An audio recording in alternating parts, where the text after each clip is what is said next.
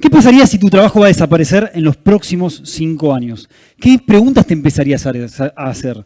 Una de las preguntas es, ¿hacia dónde voy? Una palabra que surgió en otra de las charlas es reinventarse. Y hoy vamos a hablar un poco de reinventarse. ¿Por qué? Porque 1.000 millones de personas a lo largo de los próximos 5 años no van a poder trabajar más. ¿Por qué? No porque lo hagan mal, no porque simplemente su trabajo va a desaparecer. Inevitablemente va a desaparecer. Porque vamos avanzando a lo largo de toda nuestra vida, creando nuevas tareas, que crean nuevas responsabilidades, que crean nuevos roles, y esos trabajos se van creando a lo largo del tiempo, pero también dejan de existir. Y estas 1.000 millones de personas vienen de un mundo quizás que está transicionando a algo que deja de ser analógico para ser capaz más digital, y esas 1.000 millones de personas se van a tener que reinventar. Pero ¿qué pasaría además si vas a vivir casi 100 años? Es altamente probable que vos y yo vamos a vivir más de 100 años. O altamente probable que vayamos a estar muy cerca de eso. Que nos vamos a morir de viejos. No porque tengamos accidentes, no porque tengamos enfermedades, sino que vamos a vivir más. ¿Y qué significa que vas a vivir más? Que vamos a poder seguir haciendo lo que nosotros querramos o trabajar por tanto tiempo de lo que nosotros nos gustaría, por mucho, mucho más tiempo. Eso se debe a un montón de factores, y esto es algo que mejoró la calidad de vida en un montón de países. Indiscriminadamente, en los últimos 30 años, la expectativa de vida aumentó 10 años. 10 años es un montón de tiempo. Pensá que hace 100 años, la mayoría de la gente más o menos oscilaba a los 50 y pico de años. Y si fuese hace 2000 años, la mayoría de la gente vivía entre 30 y 40, hoy la mayoría de la gente vive más de 80 años. Y nosotros, como somos de una generación un poco más contemporánea de alguna manera, vamos a terminar viviendo 100, más, por lo menos 90, pero con una calidad de vida excepcional, muchísimo mejor, porque la innovación en todos los sectores y sobre todo en farma fue exponencial. Vivimos muchísimo, muchísimo mejor. Pero ¿qué pasaría si además te cuento que este concepto de reinventarse, que este concepto de vivir varias vidas en una vida, es algo que pasó históricamente? En esta pequeña línea temporal, que solamente abstraje los últimos 300 años porque podríamos retrotraernos a 2.000 años en el pasado o incluso 10.000 años en el pasado, donde cada innovación que la humanidad, que la persona puso en funcionamiento para mejorar un proceso, un sistema, algo en particular que nos sacaba a nosotros de la cadena de valor. En los últimos 300 años, vos y yo que fuimos al colegio y aprendimos un poco de la primera revolución industrial, fue llevar esa sistematización, esa serialización, ese trabajo en escala de forma supermasiva a la fábrica. Y la fábrica empezó a tener estos procesos. Luego pasaron distintas crisis, por ejemplo, apareció el movimiento ludista, que era un movimiento que trataba de imponerse y trataba de romper todas las máquinas, romper todo lo que la humanidad estaba creando para sacar un poco el trabajo manual y automatizarlo de alguna manera. Luego sucedió otra crisis más, que fue en la segunda revolución industrial. Y acá hago un paréntesis, porque en todo este tiempo, que fueron transitando desde la primera revolución, incluso antes, eran cambios que se daban con mucho tiempo de espacio, muchísimo tiempo. Estamos hablando de décadas, sino centenares de años. Y poco a poco se empezaron a acortar estos tiempos de innovación. Cada nueva fábrica traía nuevos procesos, cada nueva fábrica traía nuevos trabajos, nuevos roles, nuevas responsabilidades y nuevas máquinas que las personas tenían que adquirir el conocimiento para poder aprenderlo. En los últimos años, y es quizás más contemporáneo a nuestra realidad, vimos la tercera revolución industrial, donde se empezaron a ver nuevas formas de energía, nuevas formas de generar esta energía, nuevas formas de sistematización, nuevas formas de conectarnos.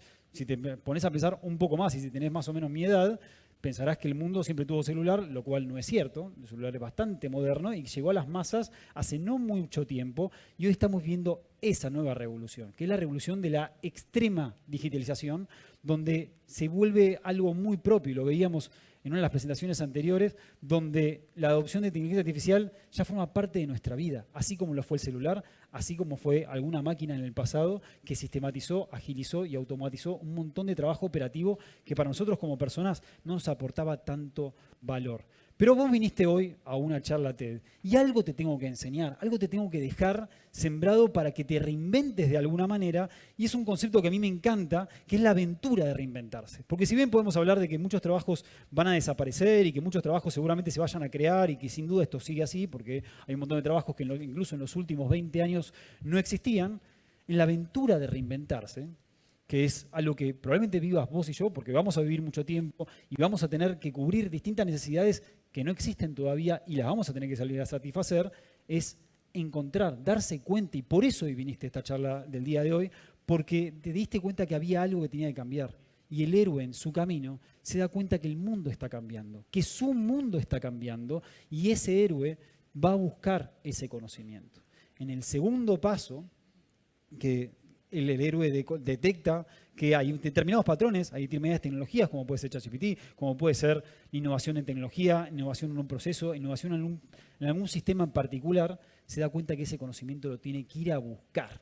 Ya sea venir a esta charla, ya sea hacer un curso, ya sea escuchar un podcast, ya sea leer un libro, ya sea ver videos en YouTube, donde sea, es adquirir ese conocimiento. Y tomarse el tiempo, y es quizás la parte, y por eso lo puse como una curva, donde realmente uno pasa la curiosidad a algo material del cual uno empieza a consumir ese conocimiento y lo empieza a macerar de alguna manera. Como lo empieza a masticar, lo empieza a digerir, dice, bueno, ahora soy un entendido, soy un héroe que descubrió que había una necesidad en el mercado, que había algo que estaba cambiando y que de alguna manera lo empecé a procesar. Empecé a consumir podcasts, cursos, libros, el formato que a uno le resuene y empezar a poder consumirlo de esa manera. Pero con consumir conocimiento, la verdad que no alcanza. Acumular conocimiento no sirve de nada, porque todo queda en la teoría. Y cuando ves algo muy teórico, no te aporta mucho valor. Uno puede ser un entendido del tema, uno puede saber del tema, pero la única forma de saberlo es ponerlo en práctica. Y de ponerlo en práctica es la tercera parte del camino de este héroe, que es donde empieza a darse cuenta que todas estas herramientas que fue aprendiendo no sirven de nada si no las pone en práctica. Y ahí es donde me sirve mucho el concepto de ser un atleta. Un atleta es aquella persona que ve que tiene que aprender algo, que lo tiene que traducir en forma física y aprender con el músculo. Un atleta es aquella persona que se da cuenta que tiene que probar muchísimas veces, de iterar montones de veces, así como me decía González, es una cuestión de volumen, de probar, probar y probar, hasta que eventualmente ese conocimiento que formó parte de alguna teoría pasó a la práctica y lo ganamos en nuestra memoria. ¿Por qué? ¿Por qué tiene que haber esta transición? Porque nadie aprendió, ni vos, ni yo, ni seguramente nadie en la historia de la humanidad, aprendió a andar en bicicleta escuchando un podcast. Difícilmente eso haya pasado, pero siempre hubo alguien que quiso mejorar, quizás andar en bicicleta y se empezó a instruir un poco más. Pero esa instrucción tiene que venir siempre acompañada de ponerlo en práctica.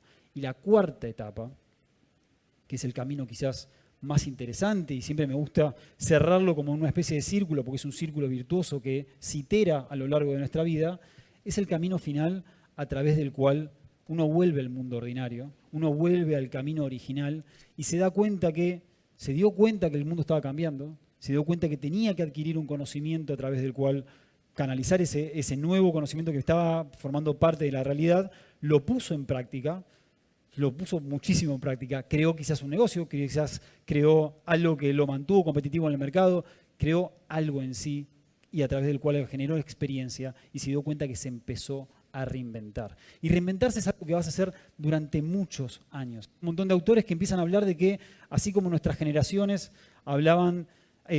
compartían el oficio de generación en generación y buscaban la forma de que ese oficio sea prolongado a través de la familia, reinventarse hoy en día forma parte de nuestra realidad, forma parte de algo que tenemos que hacer, de algo que inevitable vamos a tener que hacer para poder mantenernos competitivos en el mercado, y va a ser un círculo que no tiene fin.